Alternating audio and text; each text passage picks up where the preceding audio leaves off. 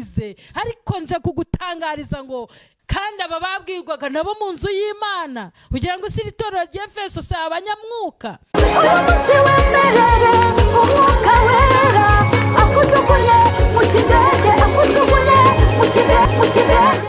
Amahoro y'Imana bane namwe. Ndagarutse ngo tuganire ijambo ry'Imana. Nitwa Musabimana Fortune, abambonye bwa mbere ndakijijwe. Ndumva ibyo bihagije, dusenge. Nyagasani Mana Nyiringabo, tugushimiye kuri mu ruhande rwacu. Mwami, dufashe kugira ngo ijambo ryawe rigire ubushobozi, abaryumva ribafashe bagubwe neza. Nurivuga nawe twese duciye bugufi ngo dufashwe, abavuga abumva twese tubone neza yawe. Tubisabye Imana dushima twizeye mu izina rya Yesu, amen. Munyemerere dusome ijambo ry'Imana dusanga mu Befeso, urwandiko Pawulo yandikiye itorero ry'Efeso. Dusome duhereye ku murongo wa 2.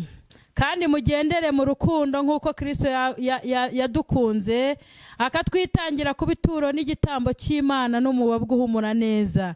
Ariko gusambana, ibyonona byose, kurarikira ntibikavugwe rwose muri mwe nk'uko bikwiriye abera, cyangwa ibiteye isoni, cyangwa amagambo y'ubupfu, cyangwa amashyengo mabi, kuko ibyo bidakwiriye, ahubwo mushima Imana, kuko ibi mubizi neza yuko ari nta musambanyi cyangwa ukora ibyonona cyangwa urarikira ari usenga ibigirwamana ufite ibyo azaragwa mu bwami bwa Kristo n'Imana.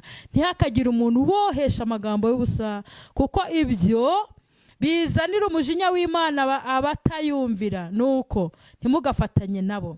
Tugera ku murongo wa 15, haranditseho nuko mwirinde cyane uko mugenda, mutagenda nk'abatagira ubwenge, ahubwo mugende nk'abanyabwenge, mucunguze uburyo umwete, kuko iminsi ari mibi. Imana idufashe.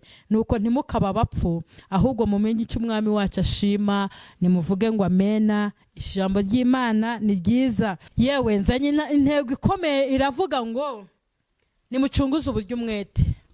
Umuntu wese nacunguze uburyo umwete akora icyo ijambo ry'Imana ririmo rimubwira. Ni ukwihuta, kuko abantu basigaye, abantu bagenda uko biboneye, abantu bari kugenda gakeya, murasigaye, kandi amatabaza yanyu ari bubazimireho, kuko abantu benshi amatabaza yabo yarazimye. Hari byinshi byazimije amatara yabo. Bamwe bari barakijijwe bakira Yesu nk'umwami n'umukiza, ariko habonetse imiraba, habonetse ibyaha, habonetse ibisa nabyo bigusha bera. Ariko kugira ngo Pawulo yandikire itorero ryo mu Efeso, murumva ko yararimo abagira inama, ababwira ngo torero, bantu b'Imana, mwari mwaramenye Imana mukagaragara nk'abakijijwe, ariko hari ibintu ushaka kubahuguraho. Ndashaka kubabwira ngo nimwigane Imana nk'abana bakundwa, kandi mugendere mu rukundo. Buriya umuntu ajya kuguhugura akubwira ati gendera mu rukundo, buriya babona hari ibintu byanze. Bantu hasigaye bangana kugeza ku rwego umuntu akwanga nta nicyo mupfuye. Wajya kubona ukabona umuntu aritoye neza, arakwanze, cyaka gusiba, cyaka kuboroka. Waruzi yuko ubu hari n'uha nk'ijambo ry'Imana agahita kuboroka, akakwanga pe, akakwanga nta naho muhuriye. Pawulo arababwira ati mwigane Imana nk'abana bakundwa, mugendere mu rukundo urwo Yesu yadukunze akatwitangira. Harangije aravuga ati hari ibintu bitakwiye kuboneka muri mwe, hari ibintu bitari bikwiriye. N'ukuri ntabwo mwabarokore mwe, ntabwo mwabantu mwe mwizeye Yesu nk'umwami n'umukiza, mwari mukwiriye kwigishwa ko mukwiye kureka gusambana, gukora ibiteye isoni. Ibi byakagombye kubwirwa babandi batazi Imana, batagera mu rusengero, ariko noneho birimo birabwirwa n'abantu bo mu nzu y'Imana. Arababwira ngo kandi mugendere mu rukundo. Ariko umurongo wa 3, ariko gusambana n'ibyonona byose no kurarikira ntibikavugwe rwose muri mwe. Ntibikavugwe rwose muri mwe.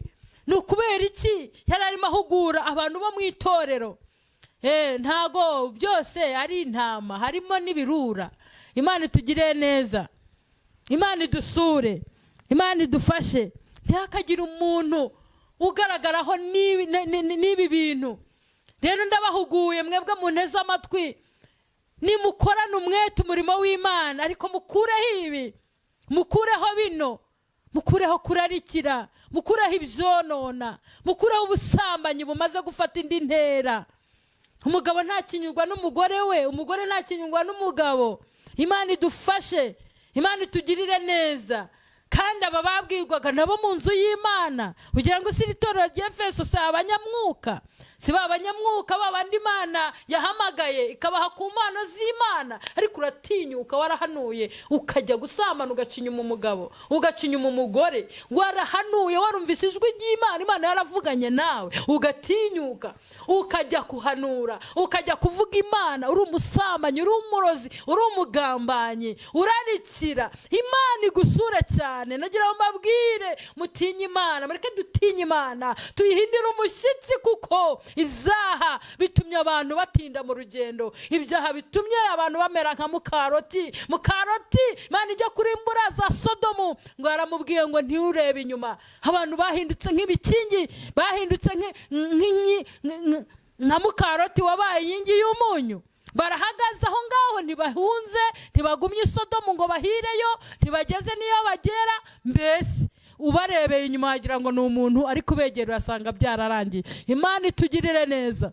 Arabahugura kandi arababwira ngo ibiteye isoni ntibikavuga rwose muri mwe. Kubera iki dufite ibiteye isoni? Iby'isoni nke, amagambo, uburozi. Buri rurimi n'uburozi buteye ubwoba. Umuntu arakurogesha amagambo, umuntu arakuvuga neza umutima ugahinduka kahebwe, umuntu akugirira nabi. Imana idufashe, iduhe guhinduka, iduhe gukizwa, tube bazima.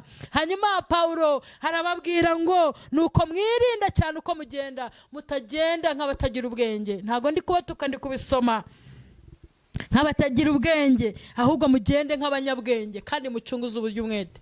Nagira ngo mbabwire ngo nimucunguze uburyo umwete, kuko igihe ni gitoya. Igihe cyo kugaruka k'umwana w'Imana kiratwegereye. Mbese niba na Yesu ataje uyu munsi, ejo ntuzi niba wowe unteze amatwi, ntuzi niba uzaba uriho, ntuzi yuko bizaba bimeze, ntuzi uko ubuzima buzaba bugenda, ntuzi ahejo, nanjye simpazi. Cunguza uburyo umwete, dore iminsi ni mibi.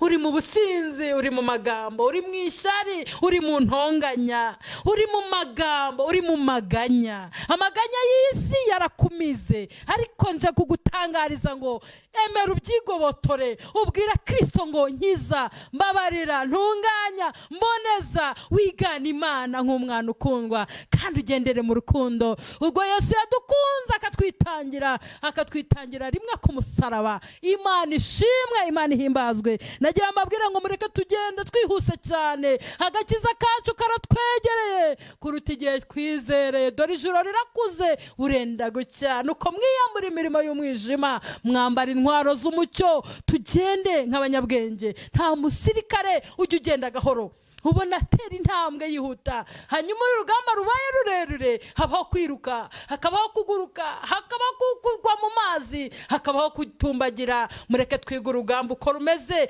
dukorana umwete. Haleluya. Ijambo ryatubwiye ngo nuko ntimukaba abapfu, ahubwo nimumenye icyo umwami wacu ashaka. Umwami wacu arashaka iki? Umwami wacu arakubaza iki? Umwami wacu muri kuvugana iki?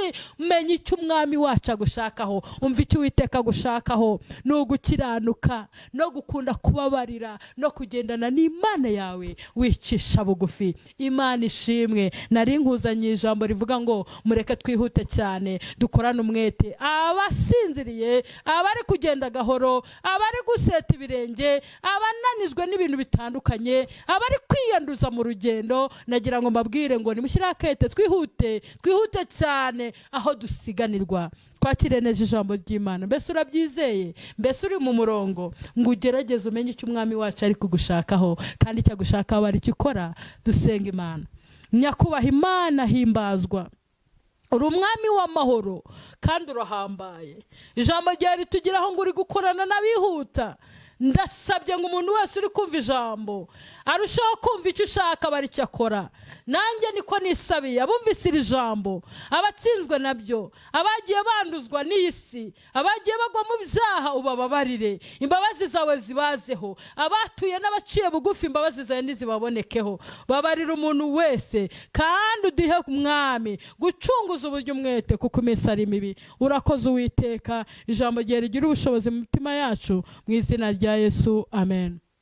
Kubwa neza, Imana y'amahoro kwishimire. Nugera kuri iyi channel wowe utarakoze subscribe, ukanda handitse subscribe, ubundi ujye kanda ahantu hari igikumwe kimeze gutya cyitwa like, ukandeho twereke ngo ni sawa, ubundi duhe comment tubwire ati mukore gutya. Imana y'amahoro bishimire.